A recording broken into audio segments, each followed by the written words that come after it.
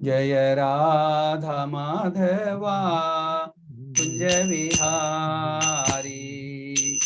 जय राधा माधवा कुंज विहारी। जय गोपी जन वल्लभा गिरिवरधारी। जय गोपी जन वल्लभा गिरिवरधारी।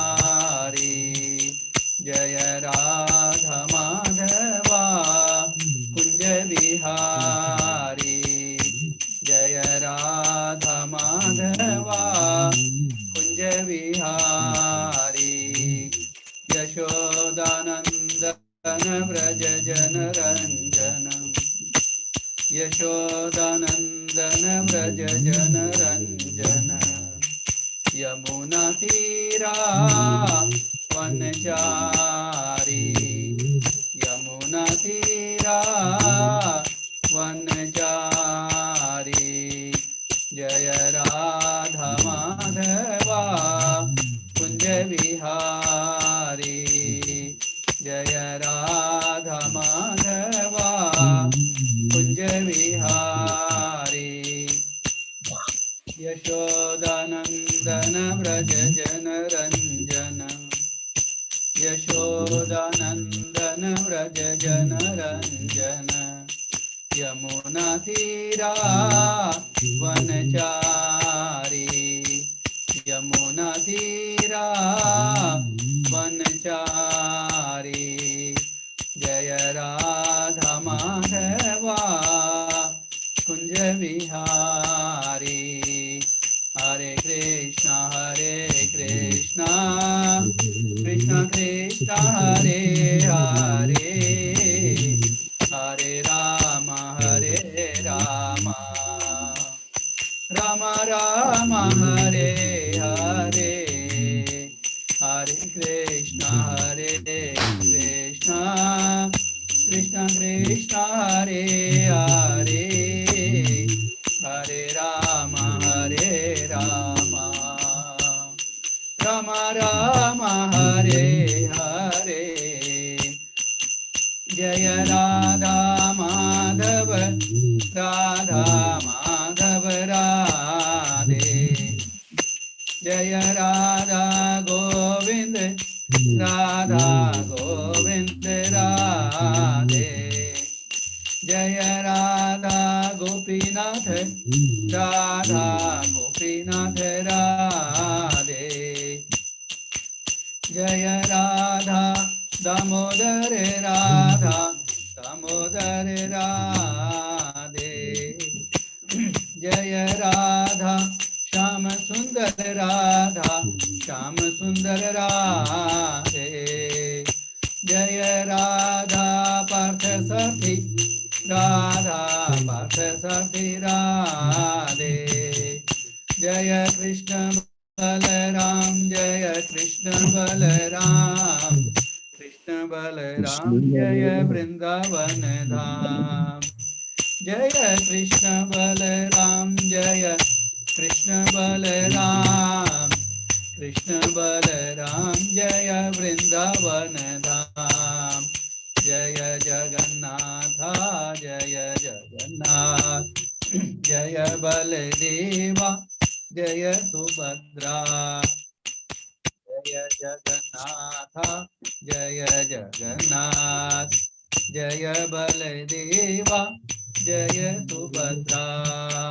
जय सीताराम जय जय Sitaram.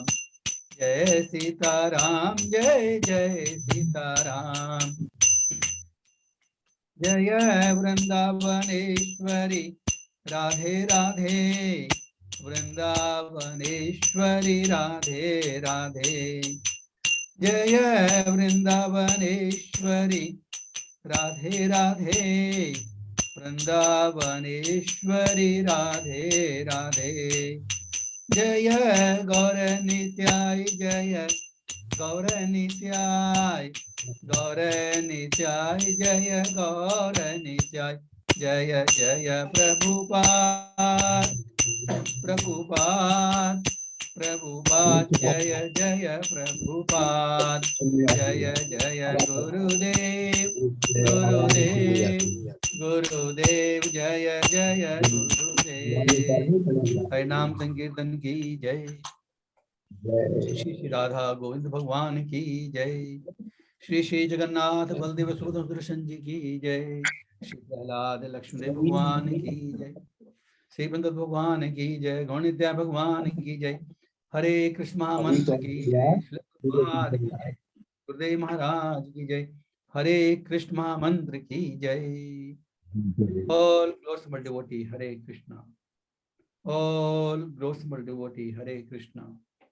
All ग्लोरिफिड devotee Hare Krishna. All glories Guru and गौरव महाराज की जय। गुरुदेव महाराज की जय। हरे कृष्ण। हरे कृष्णा। सब भक्तों का स्वागत है श्रीमद् भगवद गीता सत्संग क्लास में। हरि जी, आपको आप आर्यू जानते हैं? हरे कृष्णा प्रभु जी। आर्यू प्रभु जानते हैं? हरे कृष्ण। आर्यू प्रभु नहीं, उनसे कभी मिला नहीं। अच्छा, मिले नहीं क्या? नहीं, वे हमारे शिक्षक रहे हैं, आप चले गए होंगे। वो वैद्य विद्यास थे प्रभु थे, बहरेन में थे, पहले बहरेन में थे।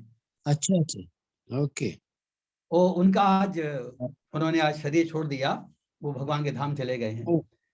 तो उन्होंने एक हफ्ते पहले ही उन्होंने बच्चों की क्लास ली थी, जो हरे कृष्ण जप करना सिखाया था। तो मुझे किसी ने भेजा, आज हम क्लास के अंत में शेयर करेंगे, तो आप जरूर देखिएगा। ओके। आपने देखा भी होगा शायद, आप बहुत याद ध्यान नहीं हो तो। आर्य प्रभु जी, तो हम देखेंगे क्लास के एंड में देखेंगे उसको। हरे कृष्णा, उनके लिए प्रेयर भी करेंगे। तो सबसे पहले हम उनके लिए प्रेयर करते हैं। 3 बार बोलते हैं हरे कृष्ण कृष्ण कृष्ण हरे हरे, हरे राम राम राम हरे हरे, हरे कृष्ण कृष्ण कृष्ण हरे हरे, हरे राम राम राम हरे हरे, हरे कृष्ण कृष्ण कृष्ण हरे हरे, हरे राम राम राम हरे हरे। हरे कृष्ण। मंगलाचरण करेंगे। ओम अज्ञानतिमिरान्धस्य ज्ञानाञ्जनशलाकया चक्षुन्मिलितं येन तस्मै श्रीगुरवे नमः।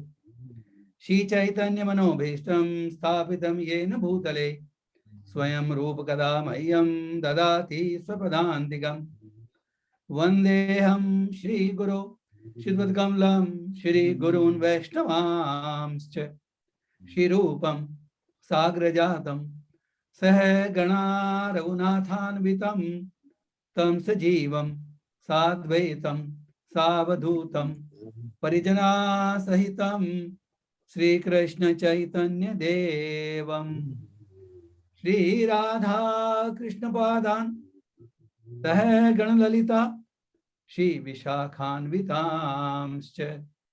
हे कृष्णा करुणा सिंधो दीनबंधो जगत्पते गोपेश गोपिका कांत राधा कांत नमोस्तुते। तप्त कांचन गौरांगी राधे वृंदावनेश्वरी वृषभानुसुते देवी प्रणमामि हरिप्रिये। वाञ्छाकल्पतरुभ्यश्च कृपा सिन्धुभ्येव च पतितानां पावनेभ्यो वैष्णवेभ्यो नमो नमः। जय श्री कृष्णा चैतन्य प्रभो नित्यानंद श्री अद्वैत गदाधर श्रीवासादि गौर भक्त वृंदा। हरे कृष्णा कृष्णा कृष्णा हरे हरे, हरे राम राम राम हरे हरे, हरे कृष्णा कृष्णा कृष्णा हरे हरे, हरे राम राम राम हरे हरे, हरे कृष्णा कृष्णा कृष्णा हरे हरे, हरे राम राम राम हरे हरे। ओम नमो भगवते वासुदेवाय। ओम नमो भगवते वासुदेवाय। ओम नमो भगवते वासुदेवाय। नारायणं नमस्कृत्य नरं चैव नरोत्तमं देवीं सरस्वतीं व्यासं ततो जय मुदीरयेत् नष्ट प्रायेषु भद्रेषु नित्यं भागवत सेवया भगवती उत्तमा श्लोके भक्तिर्भवती नैष्ठिकी। हरे कृष्णा। श्रीमद् भगवद गीता सत्संग क्लास में आप सभी लोगों का स्वागत है। आज हम लोग करेंगे श्रीमद् भगवद गीता अध्याय 4 और श्लोक नंबर 17 ऑनवर्ड्स करेंगे। स्क्रीन शेयर करते हैं।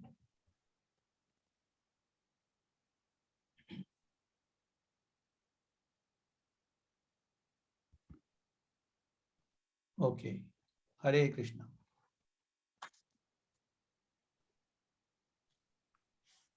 श्रीमद् भगवद गीता अध्याय 4 श्लोक नंबर 17 4.17 कर्मणो हि अपि बोद्धव्यम् कर्मणो हि अपि बोद्धव्यम् बोद्धव्यं च विकर्मणः बोद्धव्यं च विकर्मणः अकर्मणश्च बोद्धव्यम् अकर्मणश्च बोद्धव्यम् गहना कर्मणो गति गहना कर्मणो गति कर्मणो हि अपि बोद्धव्यम् बोद्धव्यं च विकर्मणः अकर्मणश्च बोद्धव्यम् गहना कर्मणो गति। हरे कृष्णा। कर्म की बारीकियों को समझना अत्यंत कठिन है, अतः मनुष्य को चाहिए कि वह यह ठीक से जाने कि कर्म क्या है, विकर्म क्या है और अकर्म क्या है। हरे कृष्ण। तो भगवान स्वयं कह रहे हैं कि कर्म की बारीकियों को वास्तविक समझना डिफिकल्ट है। He himself is accepting this। इसलिए हमको कोशिश करनी चाहिए कि हम कर्म को भी जाने, विकर्म को भी जाने और अकर्म को भी जाने। डिटेल चर्चा करेंगे इसकी। We'll see the next one।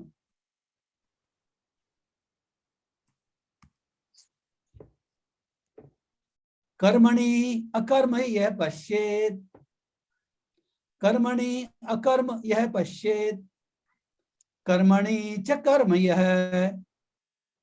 अकर्मणि च कर्म यह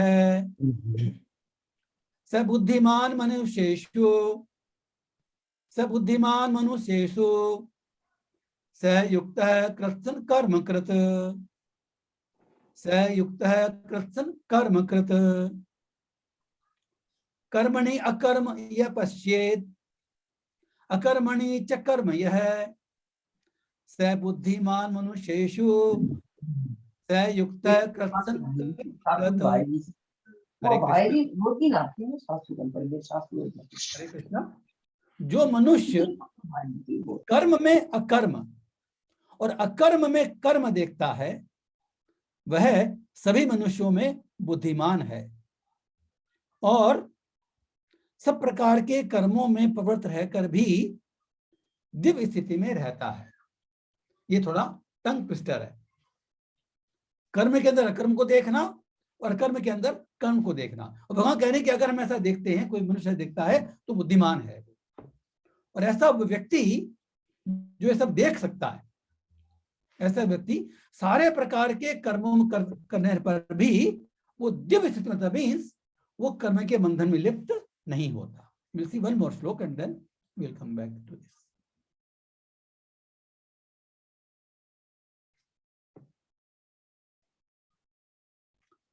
यश्च सर्वे समारंभा काम संकल्प वर्जिताः ज्ञानाग्नि दग्ध कर्माणं तमाहो पंडितम बुधा।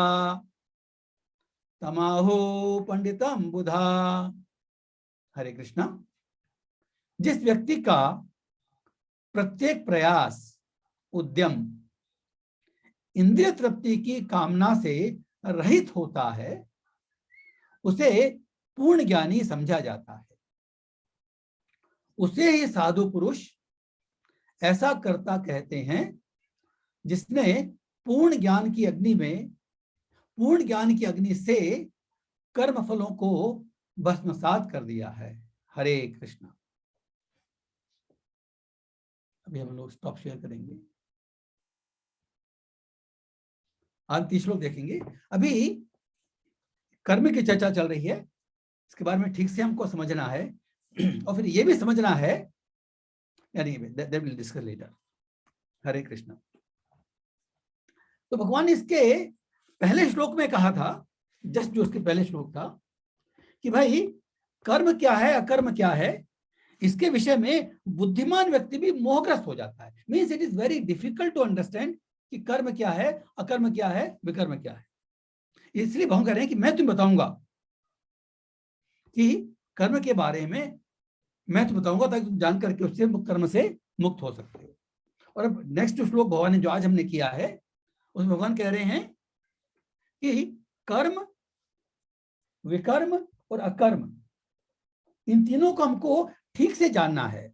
कर्म की बारीक समझना मुश्किल है, हमको ठीक से जानने का प्रयास करना है कि कर्म क्या है, विकर्म क्या है और अकर्म क्या है।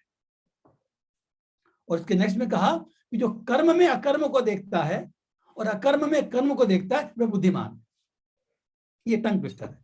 अरे जीजी ने एक भजन सुना, मैंने कहा जीजी देखियो अपनी परेशानी है तो बड़ी हरे कृष्णा। तो पहले हम देखते हैं, जो 17 में हमने देखा, तो भगवान कह रहे हैं कि कर्म की बारीकियों को समझना मुश्किल है। देखिए डिफिकल्ट क्यों होता है, हमने मोटे रूप में देखा था लास्ट टाइम में कि कर्म इस पुण्य कर्म जो शास्त्रों में संगत है, जो शास्त्रों में संस्तुत है, उसका हमको अच्छा फल मिलता है, अच्छा भौतिक फल मिलता है, हमको सुख मिलता है, धन भी मिल सकता है, ज्ञान भी मिलता है, पुण्य कर्म जिसको हम कहते हैं। एक होता है विकर्म जो शास्त्रों में निषिद्ध है, वो जो शास्त्र विहित कर्म है वो कर्म है, पुण्य है, और जो शास्त्र निषिद्ध कर्म है वो विकर्म है। और हम चर्चा की थी कि हर एक आश्रम के लिए कुछ कर्म संस्तुत है, कुछ कर्म निषिद्ध हैं, लेकिन प्रत्येक व्यक्ति के लिए 4 कर्म निषिद्ध हैं। लास्ट टाइम चर्चा की थी हमने, meat eating, intoxication, illicit sex and gambling. ये चारों कर्म जो है ये निषिद्ध कर्म है, निश्चित रूप से पाप है सबके लिए। और अकर्म मीन्स कर्म को इस तरीके से करना कि उसका कोई रिएक्शन नहीं हो। तो ये भगवान क्यों कह रहे हैं कि कर्म की बारीकियों समझना कठिन है, क्यों कह रहे हैं? क्योंकि जो कर्म का जो रिएक्शन हमको मिलता है, जो कर्मफल जनरेट होता है, वो ना केवल हमारे कर्म के स्वरूप से होता है, बल्कि उसमें कर्म के पीछे जो थॉट प्रोसेस है, जो मेंटालिटी है, जो कॉन्शियसनेस है, उसके कारण भी कर्मफल बनता है। जो कर्मफल बनता है वो एक्शन एंड थॉट, क्योंकि हमारी जो एग्जिस्टेंस है ना, एक्चुअली हमारी जो एग्जिस्टेंस है, हमारी जो स्थिति है, we always live at 3 levels, physical level, mental level and spiritual level. 3 level है हमारे। तो जो हमारे एक्शंस जो होते हैं इन तीनों लेवल पर होते हैं। तो हम जब भी कोई एक्शन करते हैं तो उसके पीछे कुछ न कुछ हमारा कॉन्शियसनेस होती है, उस कारण हम वो कर्म करते हैं। और इन कर्मों के, ये थॉट प्लस एक्शन, इन कर्मों के फलस्वरूप हमको कर्मफल मिलता है, और उसके अकॉर्डिंग हमको कुछ सिचुएशंस मिलती हैं, जो कर्मफल मिलते हैं ना, जो कहते हैं the situations which we get, the situations we create is the result of our action, the sum total of our reaction, जो हमको इस जन्म में प्रारब्ध रूप में हमको भोगने हैं। इसी कारण हम ये शरीर लेके इस धरती पर आए हैं। तो इसमें चूंकि ये थॉट प्रोसेस भी इन्वॉल्व है, इसलिए ये निश्चित रूप से नहीं कह सकते, मतलब मैं क्या कहना चाह रहा हूं कि suppose we get some situation,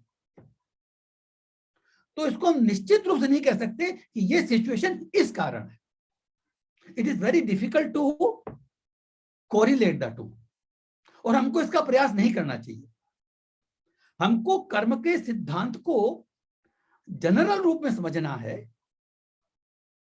सुकर्म क्या है, विकर्म क्या है और अकर्म क्या है, और हमारा ध्येय अभी अकर्म है। अकर्म से हमको कर्म बंधन से मुक्ति प्राप्त होती है।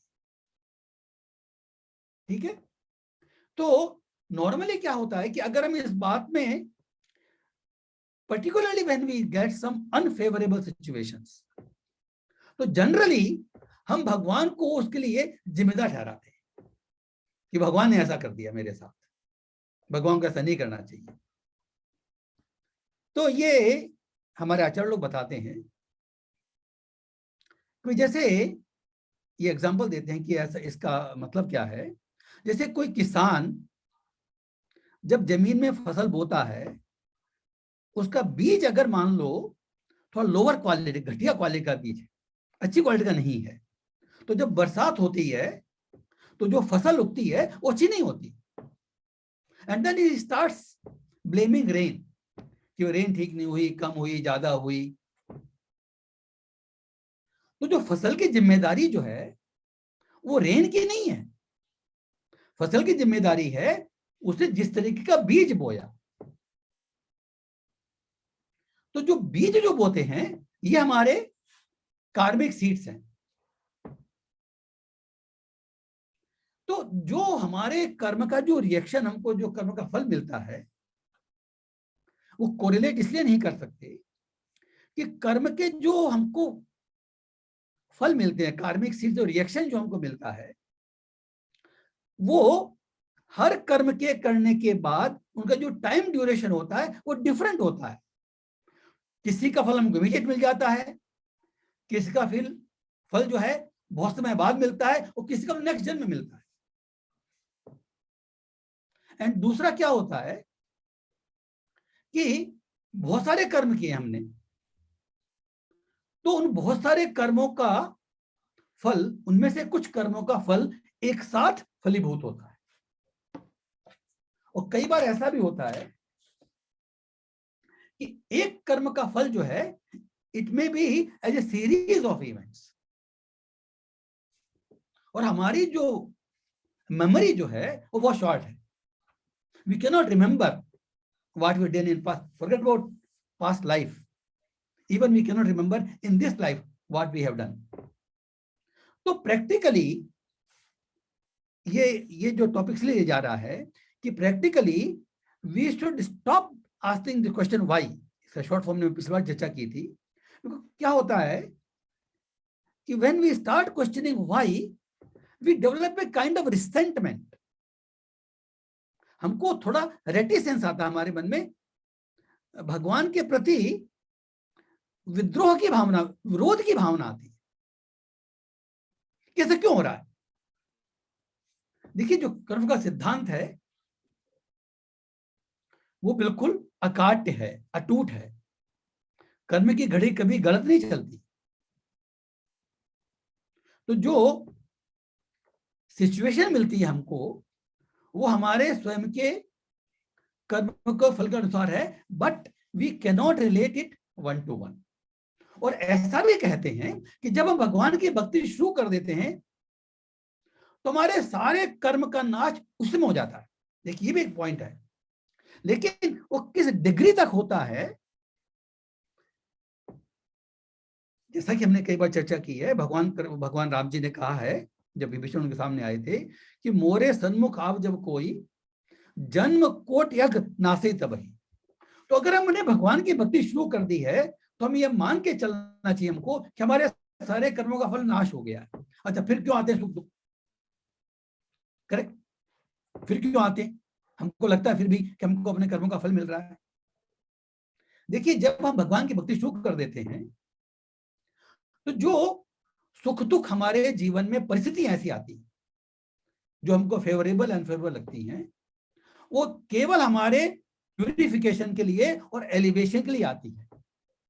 और उन दोनों ही परिस्थिति को हमको भगवान के कृपा स्वरूप मानना चाहिए, क्योंकि हर परिस्थिति में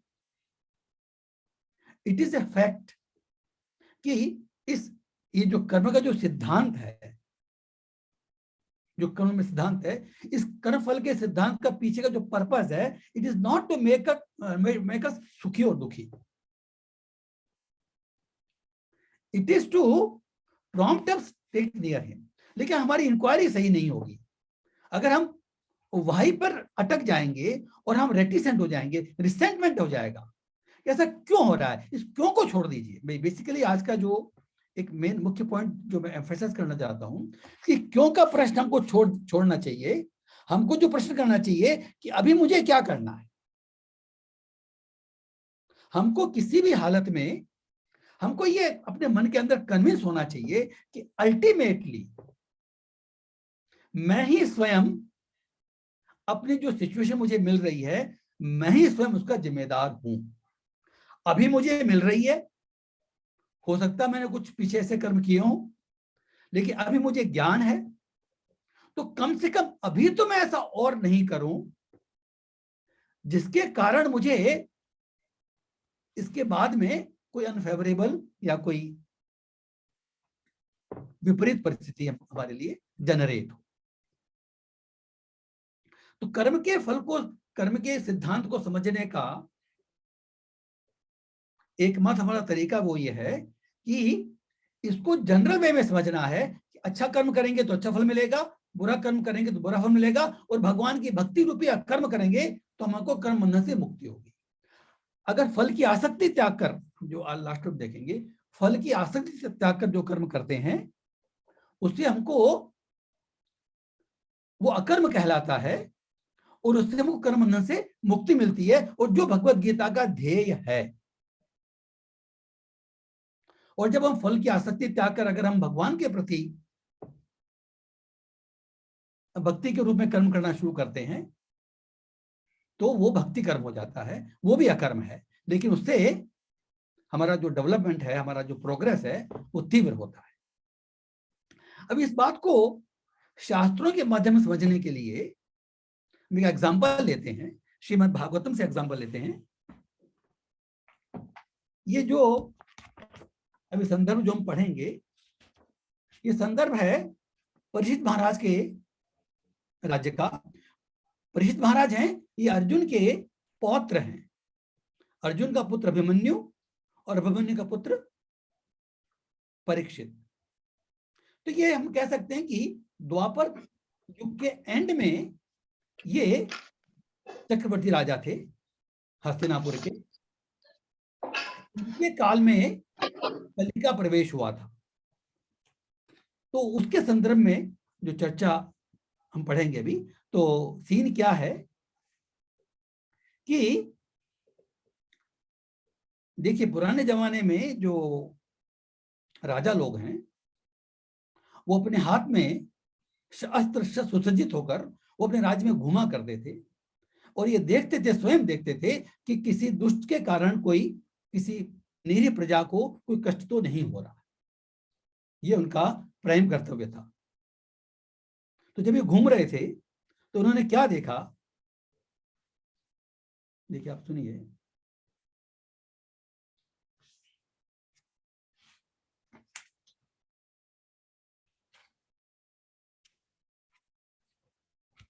देखिए पृथ्वी जो है एक गाय के रूप में आई थी और धर्म जो है बैल के रूप में आए थे।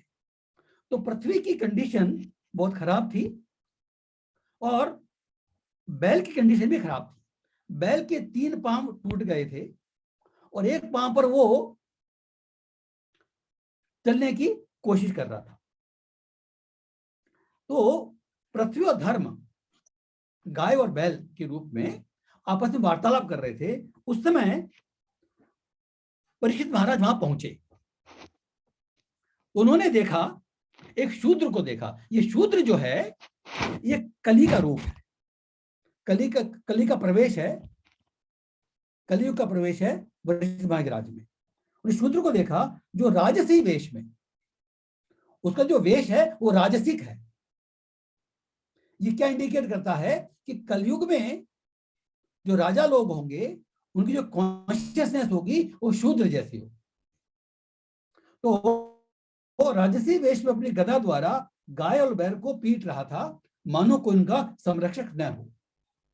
पृथ्वी रूपी गाय और धर रूपी बैल को वो जो कली रूपी जो शूद्र है वो उनको पीट रहा था। जिस तरह से इनका कोई संरक्षक नहीं है। अगर गाय और बैल का मालिक पास में होता तो कोई पीट नहीं सकता, उनको कोई नुकसान नहीं कर सकता। तो ये कहा जा रहा है कि जैसे उनका कोई संरक्षक नहीं है।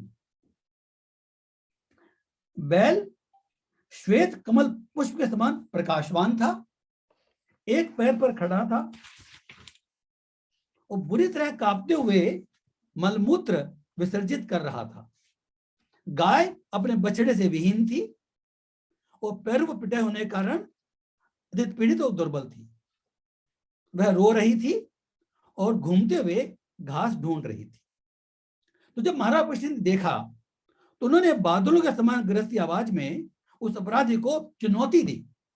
जो कली रूपी राजसिक वेश कली था, वो चुनौती दी कि कौन हो तुम वेशभूषा से राजा प्रतीत होते हो, परंतु तुम्हारी इतनी हिम्मत कि तुम मेरे राज्य में इन निरीह प्राणियों की हत्या करके धर्म के नियमों का उल्लंघन कर रहे हो। अरे दुष्ट, कहीं तुम यह सोचकर तो इस एकांत स्थान में इस मासूम गाय को मारने का प्रयास कर रहे हो कि इसे बचाने वाले भगवान श्री कृष्ण और अर्जुन यहाँ नहीं है। देखिए, उस समय तक जो अर्जुन और श्री कृष्ण जा चुके थे, ये द्वापर युग का एंड का समय है। इस अपराध के लिए आज मेरे हाथों तुम्हें अवश्य ही मृत्युदंड मिलेगा। तो वरिष्ठ महाराज ने कहा कि ये मत सोचो कि कृष्ण ले गए हैं तो तुम कुछ भी कर सकते हो। अभी मैं हूं, मेरे राज्य में तुमको इसका अवश्य ही दंड मिलेगा। तब परीक्षित ने बैल से पूछा, महोदय आप कौन हैं? क्या कोई आप सामान्य बैल हैं जिसके 3 पैर कट जाने पर वह केवल एक पैर पर चलने का प्रयास कर रहा है, अथवा आप कोई देवता हैं जो इतनी शोचनीय रूप में हमारे हृदय को व्यथित कर रहे हैं? हे सुरभि नंदन, तुम्हें भयभीत होने की आवश्यकता नहीं है। जब तक पृथ्वी के प्रशासन की बागडोर मेरे हाथों में है, कृष्ण महादेव बोल रहे हैं ये, तब तक यह शूद्र तुम्हारा शोषण नहीं कर सकेगा। राजा का सर्वप्रमुख कर्तव्य प्रजा को कष्टों से मुक्त करना है। इसलिए आज मेरे हाथों इस क्रूर आत्मा का विनाश निश्चित है। परीक्षित महाराज बैल के मुख से कली की काली करतूतें सुनना चाहते थे। वो चाहते थे कि बैल रूपी जो भी प्राणी है वो कली के करतूत को बयान करेगी, इसलिए ये किया। उसने बैल से पूछा, महोदय किसने आपके 3 पैरों को काटा है? कृपया मुझे बताइए कि किसने ऐसा जघन्य कार्य करके हमारे वंश की ख्याति को आज कलंकित किया है। मैं उसे दंडित करने के लिए कटिबद्ध हूं, चाहे वह देवलोक का निवासी भी क्यों न हो। तो कह रहे हैं कि अगर कोई देवलोक से भी आएगा तो मैं उसको दंडित करूंगा, ये मेरे कटिबद्ध हूं इसके लिए। धर्म ने उत्तर दिया। अब जो धर्म उत्तर दे रहा है ना, ये जो कर्म की जो बात आ रही है वो यहां पर आ रही है। धर्म ने उत्तर दिया कि हे राजन, आपके वचन पांडवों के वंशज के पूरी तरह अनुरूप है। जो आप कह रहे हो बिल्कुल सही है। पांडवों के जमाने में भी अधर्म रह नहीं सकता था। तो आप जो कह रहे हैं उनके वंशज हैं, तो आपके वचन उनके अनुरूप सही है। हे नरश्रेष्ठ, मेरे लिए अपने दुखों के कारण का सही से अनुमान लगाना अत्यंत कठिन है। तो धर्म रूपी बैल कह रहा है कि मेरे लिए ये कठिन है कि इस दुख का कारण मैं सही सही अनुमान लगा सकूं, क्योंकि हमारे दुखों के स्रोत के विषय में विभिन्न मुनियों के विभिन्न मत हैं।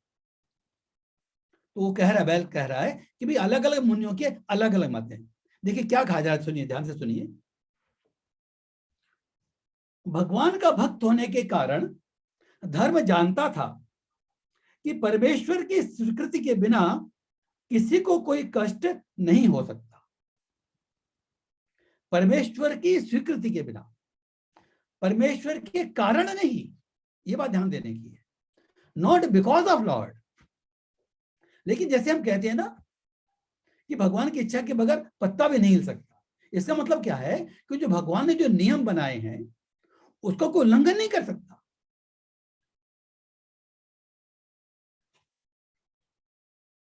यद्यपि इस परिस्थिति में पूरी तरह स्पष्ट था कि कली धर्म की पीड़ा का कारण है।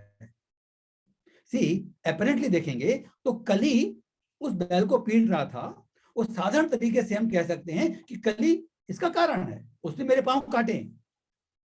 परंतु फिर भी धर्म ने कली को अपने दुर्दशा के एक साधन रूप में देखा। कली ने धर्म ने कली को इस दुर्दशा के साधन के रूप में देखा कि भाई इसके कारण मुझे मेरा ये जो मेरी दुर्दशा हुई है अपरेंट कारण है, लेकिन जो मूल कारण है ये नहीं है, साधन है उसका दुर्दशा का।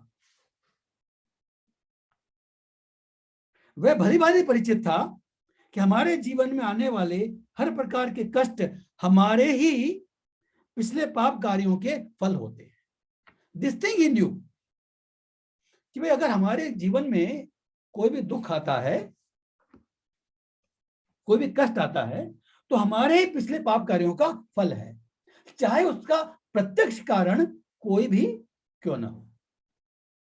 फिर कहते हैं कली ने सीधे कली पर आरोप न लगाते हुए, he did not blame कली डायरेक्टली, धर्म ने कहना जारी रखा, कुछ मुनियों का कहना है कि हम स्वयं अपने दुखों के कारण है। वो कह रहे हैं कि कुछ लोग कहते हैं कि हम स्वयं अपने दुखों के कारण है, जबकि कुछ अन्यों के अनुसार दैवी शक्ति उत्तरदायी है। कई बार हम ब्लेम करते हैं दैवी शक्तियों को, इस कारण ऐसा हो गया, वो उस कारण ऐसा हो गया। देवी शक्ति जो हमारे कंट्रोल में नहीं है, देवी शक्ति मीन्स जो हमारे कंट्रोल में नहीं है, जैसे भूचाल आ गया, महामारी फैल गई, दावाग्नि लग गई, कुछ ऐसी स्थिति बन गई जिसमें आगे कंट्रोल नहीं है। वी ऑलवेज मेक देवता का कारण हुआ ऐसा। और कुछ का मानना है कि व्यक्ति के कर्म कारण है, और कुछ व्यक्ति ये भी मानते हैं कि जो हमारे कर्म है वही हमारे कारण है। हे राजन, आप स्वयं अत्यंत बुद्धिमान हैं,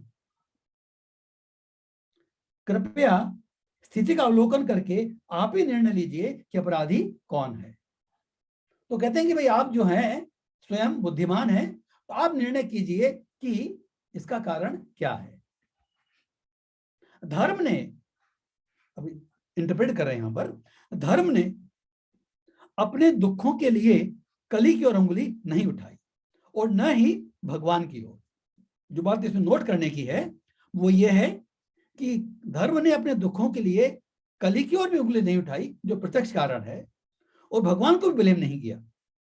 वे जानते थे कि जीवात्मा के सुख दुख के लिए भगवान प्रत्यक्ष रूप से उत्तरदायी नहीं है। He is not directly responsible for our सुख एवं दुख।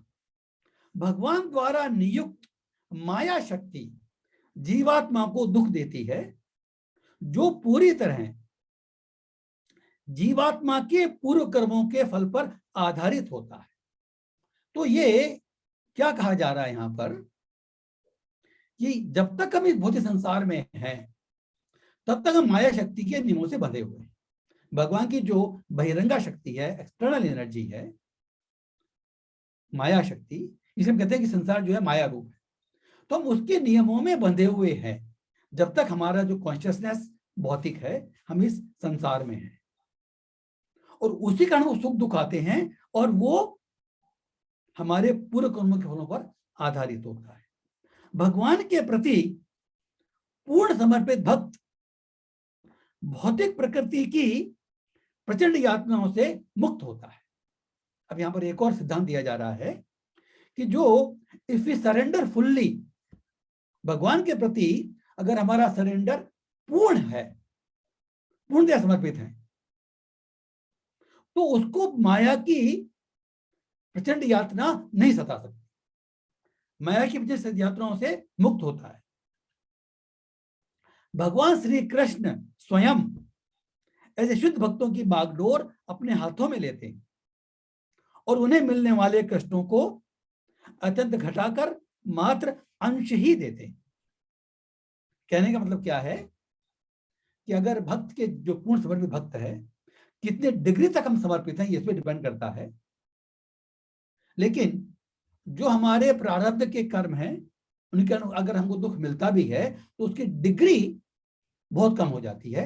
नंबर 2, क्योंकि हमारी कॉन्शियसनेस भी चेंज हो जाती है तो हमको उसके कारण जो दुख महसूस होता है वो भी नहीं होता।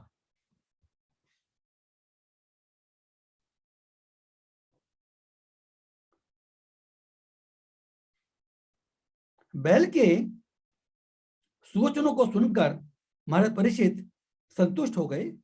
उत्तर देते हुए कहा कि तुम निश्चित ही धर्म के ज्ञाता हो।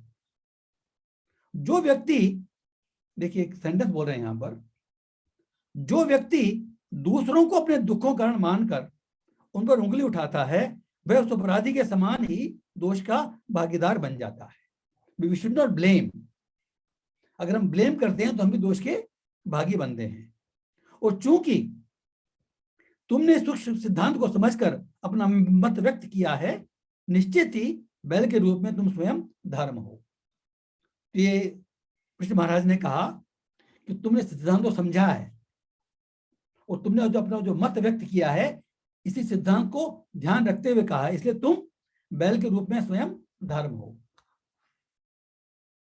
भक्त होने के कारण तुम हर प्रकार की पीड़ा को भगवान द्वारा की गई व्यवस्था के जानकर सहन करने के लिए तैयार हो।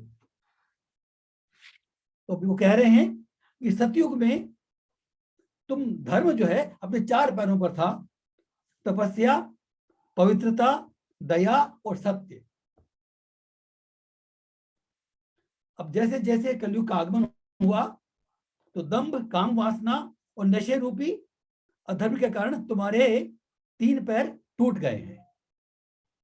अब तुम्हारा केवल एक पैर बचा है, सत्य, और तुम एक पैर की सहायता से डगमगाते हुए चलने का प्रयास कर रहे हो।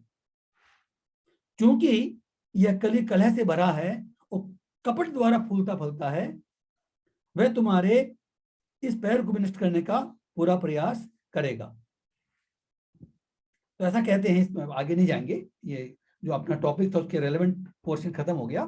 आगे ऐसा कहते हैं कि उसने, परीक्षित महाराज ने तलवार ली उस शूद्र को मारने के लिए, लेकिन वो जो शूद्र जो है उनके शरणागत हो गया। तो once he surrenders the king can not kill. तो उन्होंने फिर आज्ञा मांगी कि भाई तुम बोलते हो कि भाई मेरा समय आ गया है, भगवान की व्यवस्था के अनुसार कली का टाइम आ गया है, तो मुझे रहना है। आप मुझे बता दीजिए कि मैं कहाँ रहूं आपके राज्य में, आप मुझे कुछ स्थान दे दीजिए, मैं आपके सारे राज्य में वर्णन नहीं करूंगा। तो हम जैसा हमने पहले देखा है कि परीक्षित महाराज ने 4 स्थान दिए, जहां हिंसा होती है, जहां व्यभिचार होता है, जहां इंटॉक्सिकेशन होता है और जहां गैम्बलिंग होती है। तो इन 4 स्थानों पर कली को रहने की आज्ञा दी, उन्होंने स्थान दिया। फिर उसने, कली ने कहा कि भाई ये तो आपके राज्य में कहीं है ही नहीं, कहीं पर भी ऐसा कोई दोष नहीं है इस समय, तो मैं कहाँ रहूं। तो उन्होंने फिर धन भी दिया उनको। तो जहां पर आवश्यकता से धन हो, जो भगवान की सेवा के रूप में या परोपकार के रूप में काम नहीं ले जाता है, तो वहां पर भी कली का वास रहता है। इसलिए जो हमारे जो 4 रेगुलेटरी प्रिंसिपल हैं वो इसी सिद्धांत पर आधारित है। तो कहने का मतलब यह है कि इस कर्म के सिद्धांत को समझने के बाद हमको डायरेक्टली किसी को ब्लेम करने की आवश्यकता नहीं है, न किसी व्यक्ति को, न भगवान को। हमको समझने की आवश्यकता है, इसको अप्रिशिएट करने की आवश्यकता है। जो हम कर चुके हैं उसका कोई इलाज नहीं है, लेकिन जब भगवान की भक्ति करना शुरू कर देते हैं तो डेफिनेटली उनका इफेक्ट तो कम हो जाता है। जितनी डिग्री में हम सरेंडर हो जाते हैं उतनी डिग्री में वो कम हो जाते हैं और हमारी कॉन्शियसनेस चेंज हो जाती है, इसलिए जो इफेक्ट हमको मिलता है वो हमको कम मिलता है। This is one point which want to cover in detail. अब जो अगर इस पॉइंट तक किसी को कोई प्रॉब्लम है ना, तो हम बात कर सकते हैं। देन वी गो टू अकर्म में कर्म और कर्म में अकर्म, ये कैसे देखना है। Will go there. तो अगर किसी भक्त को कोई प्रश्न है इस पॉइंट तक तो हम बात कर सकते हैं।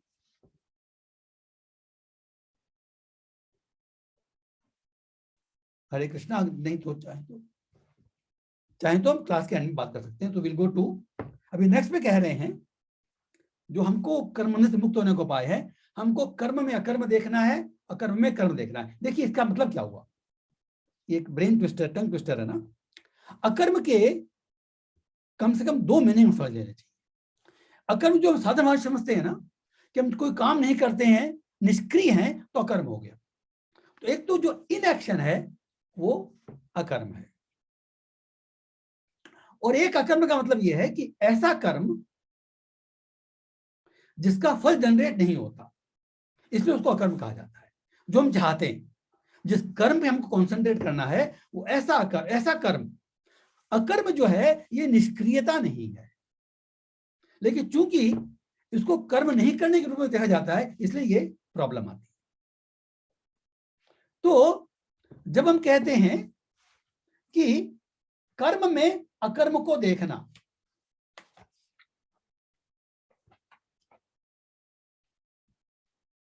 और अकर्म में कर्म को देखना, जैसे इसका एग्जांपल क्यों समझेंगे तो अर्जुन ने शुरू में कहा था कि भाई मैं तो जंगल में जाकर रह लूंगा, मुझे लड़ाई नहीं करनी। दैट मीन्स व्हाट, जो उसका कर्तव्य है उसे विमुख होकर के वो जंगल में जा रहा है क्योंकि वो युद्ध नहीं करना चाहता। तो युद्ध नहीं करना उसने सोचा कि अकर्म है, लेकिन वास्तव में यह कर्म है, क्योंकि अपने कर्तव्य से विमुख होने के लिए हमको पाप कर्म की प्राप्ति होती है। और ये हमने देखा है आई थिंक 2.33 में 2.33 में देखा है, ये भगवान ने कहा है, जस्ट रिपीट इट, कि जो कर्तव्य कर्म हमारे सामने आया है वो नहीं करते हैं तो हमको पाप मिलता है उसका। हाँ, इसका हम अर्थ पढ़ लेते हैं। किंतु यदि तुम युद्ध करने के स्वधर्म को संपन्न नहीं करते, निष्क्रिय हो जाते हो, अकर्म करते हो, इन एक्शन, तो तुम्हें निश्चित रूप से अपने कर्तव्य की उपेक्षा करने का पाप लगेगा। ये अकर्म नहीं हुआ। जिस अकर्म का जो बोलते हैं कि हमको फल नहीं मिलेगा, ऐसा नहीं है। ये हम कर्म का स्वरूप नहीं करें, हम कुछ भी नहीं कर रहे अभी। जैसे अभी अर्जुन बैठ के तपस्या कर रहा है, स्वरूप देखे तो कुछ नहीं कर रहा, अकर्म है ये, लेकिन ये कर्म है। क्यों कर्म है? क्योंकि इससे उसको पाप मिल रहा है। जिस कर्म का फल जनरेट होता है उसको अकर्म नहीं कह सकते। वास्तव में अकर्म क्या है? जिसका फल जनरेट नहीं हो। That's what you have to concentrate.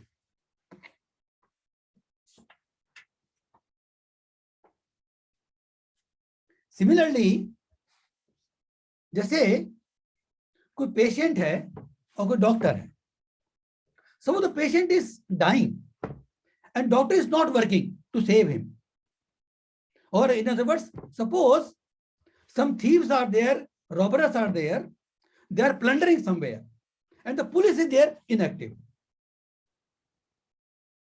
Police है वहां पर, वो इनएक्टिव है, वो देख रही है कि भाई ये चोर डाकू जो भी है, अपराधी जो हैं, ये गड़बड़ कर रहे हैं, बट दे आर इनएक्टिव। कोई पीड़ित है, कोई रोगी है, वो सफर कर रहा है, मर रहा है, डॉक्टर अटेंड नहीं कर रहा, तो ये स्वरूप से उनका अकर्म है। वे कुछ नहीं कर तो क्या फल मिलेगा? No, because they are forgoing their duty, they are not doing their duty. कर्तव्य से मुक्ता होगी तो हमको पाप कर्म मिलेगा, तो ये हम अकर्म नहीं कह सकते, ये कर्म हो जाएगा उनका। तो जो अकर्म में कर्म का देखने मतलब ये है कि आवर इनएक्शन इज नॉट अकर्म। इनएक्शन जबकि एक्शन रिक्वायर्ड है, उस समय अगर इनएक्शन है तो हमको पाप मिलता है। और इसका प्रैक्टिकल एग्जांपल हम देखते हैं महाभारत में, कि जब द्रौपदी का अपमान हो रहा था, तो जो अपमान को करने वाले तो एक दो लोग ही थे, दुर्योधन, दुशासन, कर्ण वगैरह, देखने वाले बहुत सारे लोग थे। लेकिन चूंकि वो चुप रहे, चूंकि उन्होंने इसका प्रतिकार नहीं किया, इसलिए उनको इसका फल भोगना पड़ा। तो अकर्म में कर्म देखने का मतलब इस तरह से हम देख सकते हैं। अब देखते हैं कर्म में अकर्म। कर्म में अकर्म का मतलब क्या है?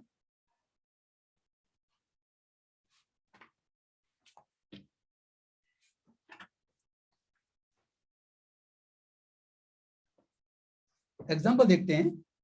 अर्जुन युद्ध कर रहा है, भगवान का उपदेश सुनने के बाद वो युद्ध कर रहा है। युद्ध एक घोर कर्म है, युद्ध एक घोर कर्म है, हजारों लोगों की जान जाती है इसमें, शत्रु वध करना पड़ता है।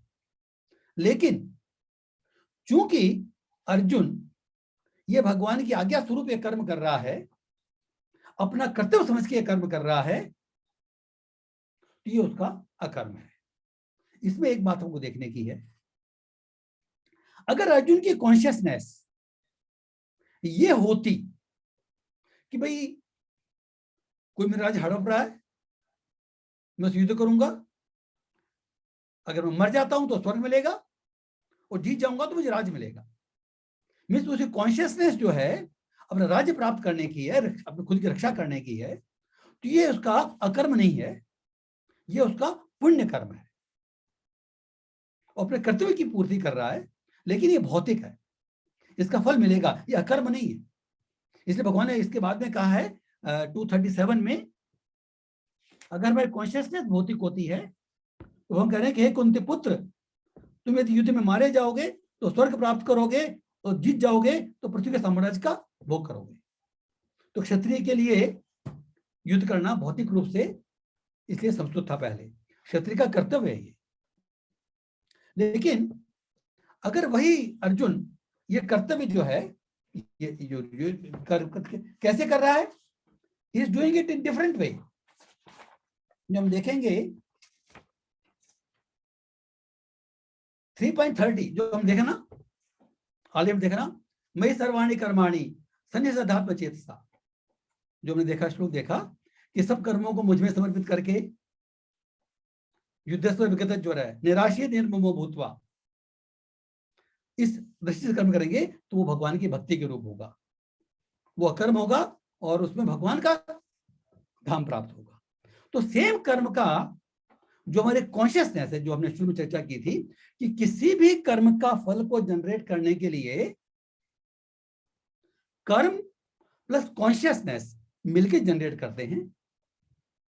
लेकिन चूंकि हमको इसका पूरा ज्ञान खुद को भी नहीं होता है, डिसाइड नहीं कर पाते हैं, इसलिए हम ये बेसिक सिद्धांत के रूप में समझना चाहिए कि जो हम कर चुके हैं, जो मिल रहा है उसको बॉदर नहीं करना है, जो हम करने जा रहे हैं अभी हमारे हाथ में वही है, जो हम आगे करेंगे करेक्ट, उसको हमको इस कॉन्शियसनेस रह के करना है।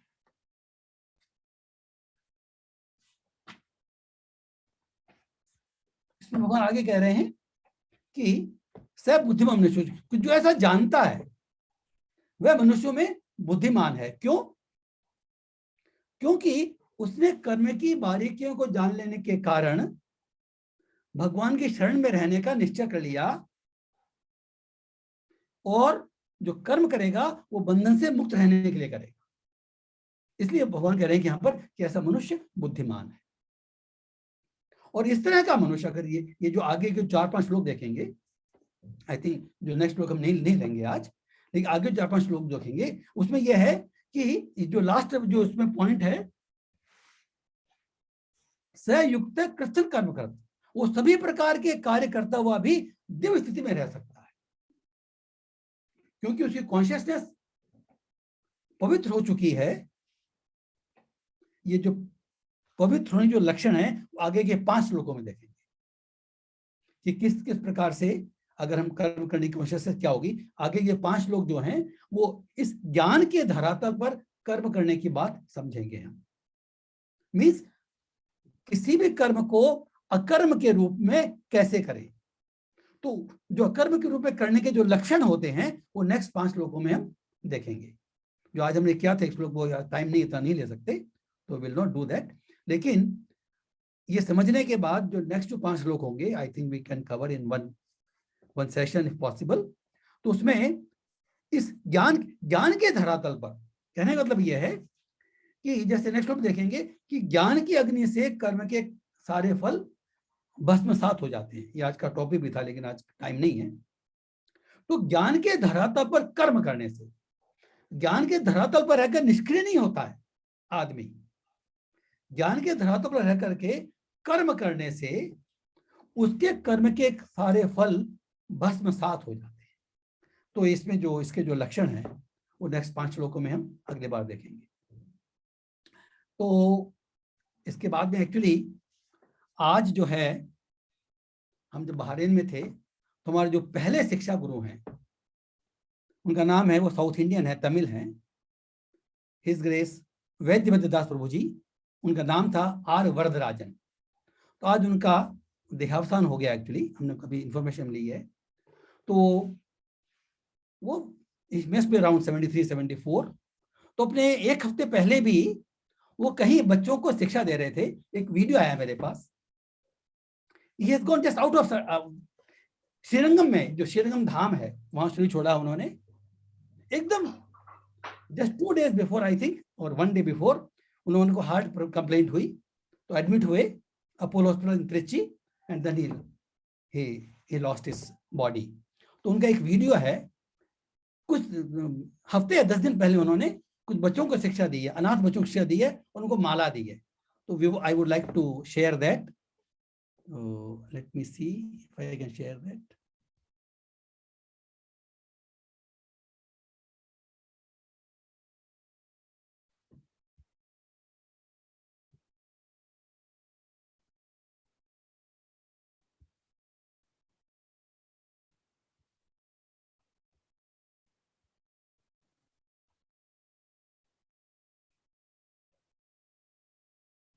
One minute.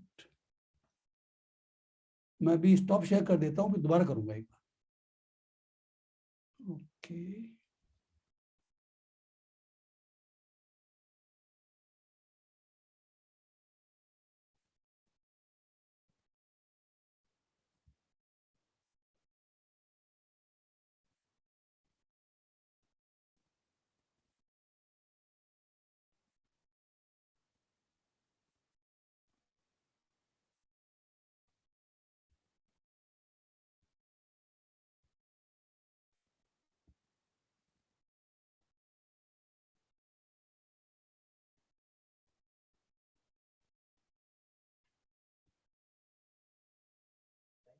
नहीं अभी आ रहा है, मैं शेयर कर रहा हूँ।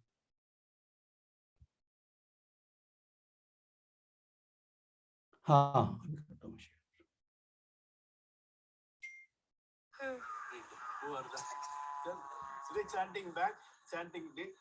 Can you see? आप देख रहे हैं कि नहीं? अच्छा, अभी देख रहा हूँ, अभी शेयर करूंगा।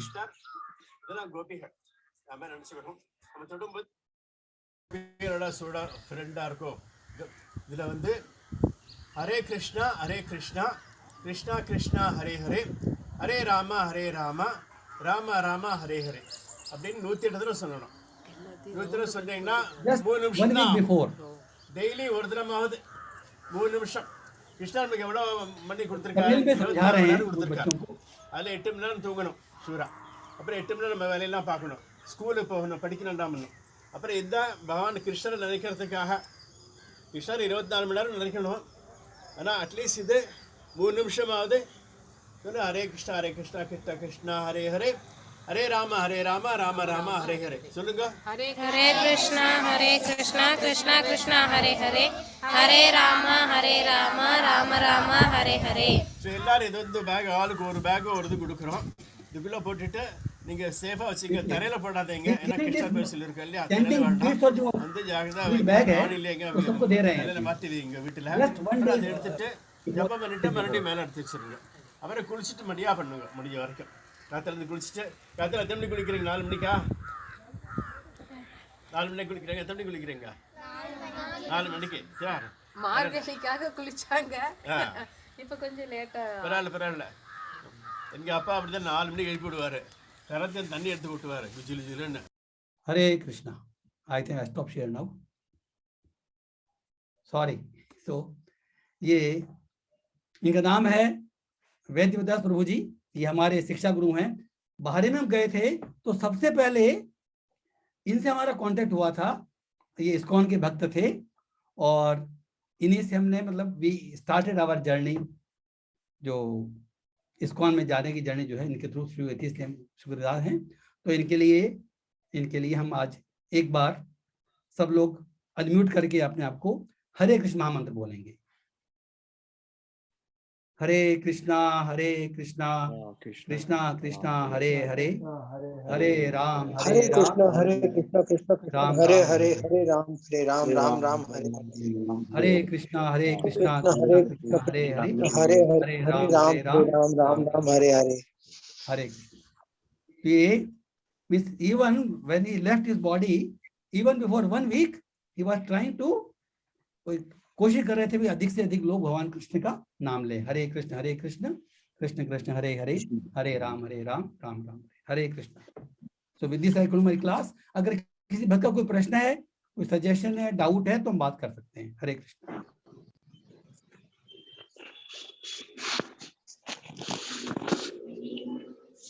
हरे कृष्ण।